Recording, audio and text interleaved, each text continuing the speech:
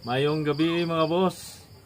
Dalaygon ang Dios sa kalampusan nining mga adlaw og dalaygon siya sa iyahang paghatag kanato og higayon na usab aron kita maghisgot ug magtuon sa iyahang pulong. Mga boss, nahisgutan nato miagi nga sa unsang paagi ang mga tao gipasagdan sa Dios tungod sa ilahang pagpakasala. Karon mga boss, ako ang nahisgutan usab ninyo nga ang Dios magadisiplina gayod sa mga tao nga nakadungog sa pagbadlong niya apan wala magpatalinghog. Ginaingon din ha sa Hebreo kapitulo 3 bersikulo 15 mga boss.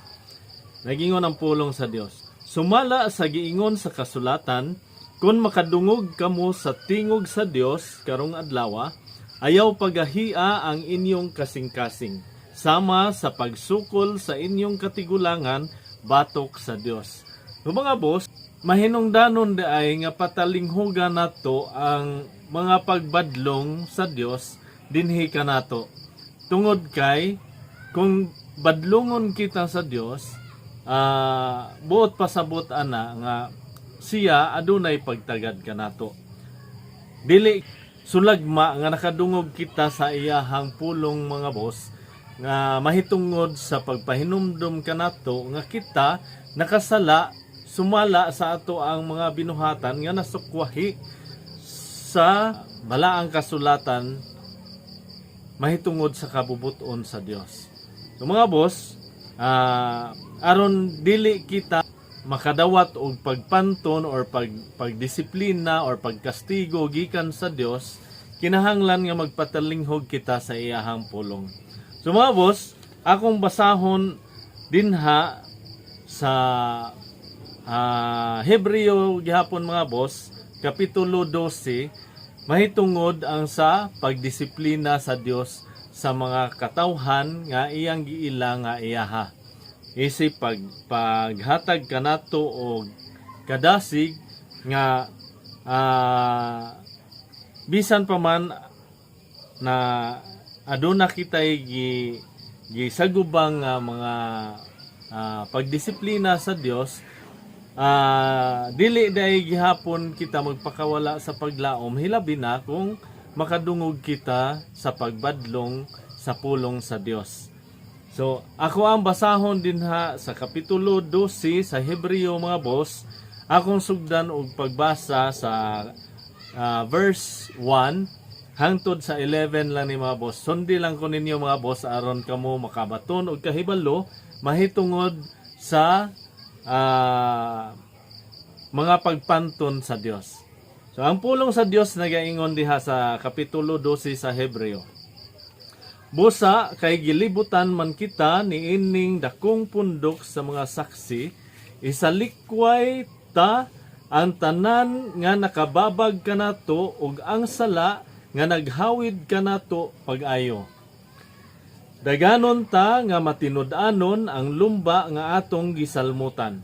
Itutok ta ang atong mga mata ngadto kang Hesus, nga maoy gisandigan sa atong pagtuo og tighingpit niini.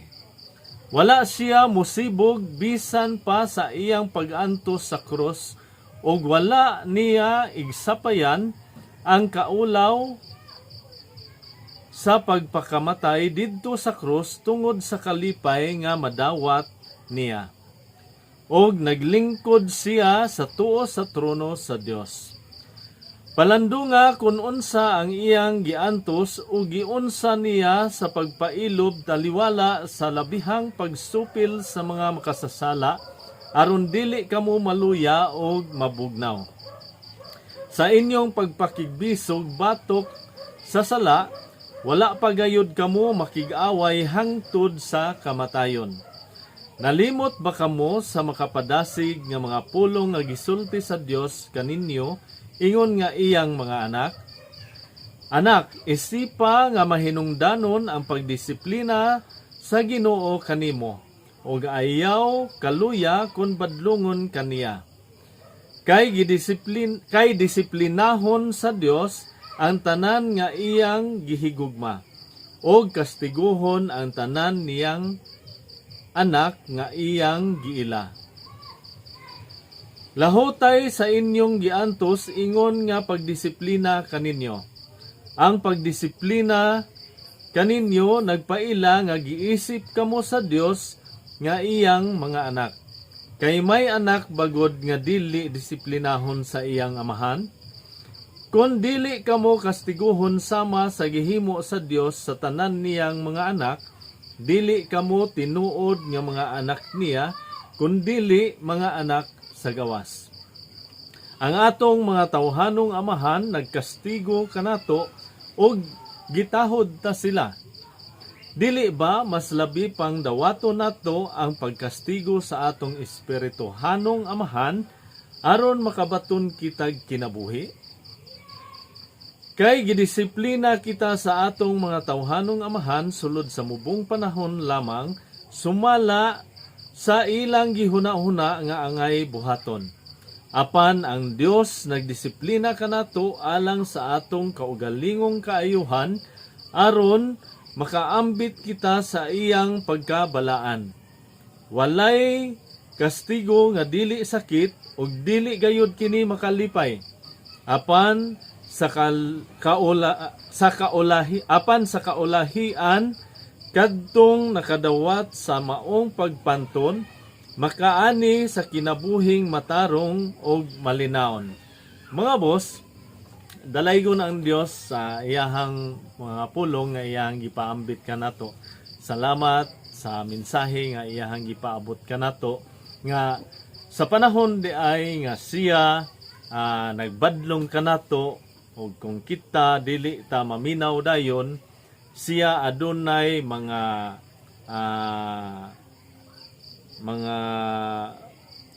kastigo nga ipaabot sa atoa isip pagdisiplina sa atoa.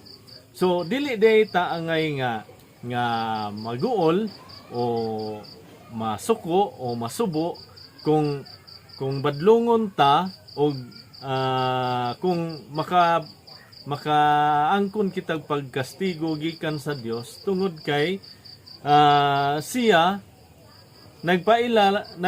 nagpakita lang di ay sa iyahang pag-ila kanato nga iyahang mga anak.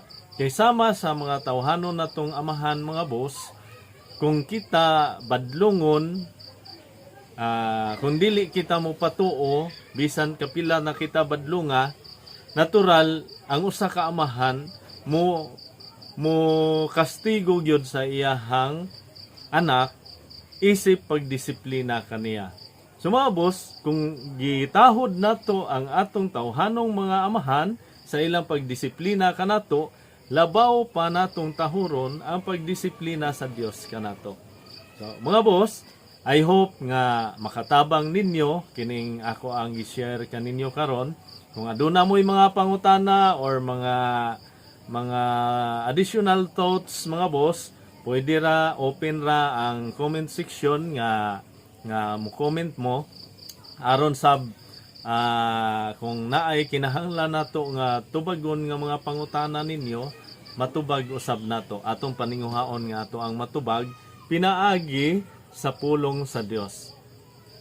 So sa ako nang gikaingon mga boss, ang pulong sa Dios mahinungdanon alang sa pagtudlo sa kamatuoran, sa pagbadlong, sa pagsaway ug sa pagtudlo unsaon pagkinabuhi nga matarong. Nga ato ang mabasa dinha sa ikaduhang Timoteo 3:15 ngadto sa 17.